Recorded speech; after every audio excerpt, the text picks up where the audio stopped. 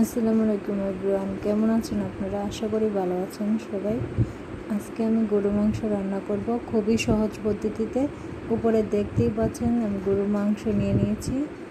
তার মধ্যে আদা, দারচিনি, এলাচ, গোটা মশলা যে সব কিছু আছে তা দিয়ে দিয়েছি আর কি।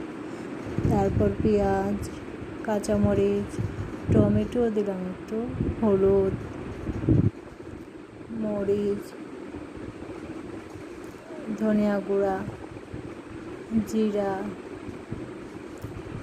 গরম মশলার গুঁড়া, লবণ, অল্প একটু তেল দিয়ে ভালো করে মাখিয়ে এটাকে বসিয়ে দেব। কষানোর পর্যন্ত একটু গরম পানি বসিয়ে দিলাম। এখন ভালোভাবে মাংসটা কষে গিয়েছে, এখন গরম পানিটা দিয়ে দিলাম।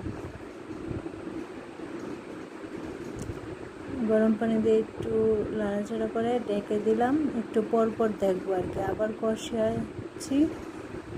তার মধ্যে ছোট ছোট করে কয়েকটা আলু দিয়ে দিব, কারণ গরু মাংসের মধ্যে আলু দিলে আমার কাছে একটু ভালো লাগে, এই জন্য আমি সবসময় দিই। এখন আর একটু কষিয়ে ঢাকনা দিয়ে একটু বসাবো। কষানো শেষ, এখন একটু পানি দিয়ে 80% সিদ্ধ হয়ে গেছে, একটু পানি দিয়ে ভালো করে কষিয়ে নেব। গরম পানি ইউজ করবেন সব সময়। গরুর মাংস রান্না করলে সব মাংসর মধ্যে গরম পানি দিলে তাড়াতাড়ি মাংসটা সিদ্ধ হয়ে যায়। এখন এটা সিদ্ধ হবে। এই যে আমাদের মাংসটা রান্না করা শেষ।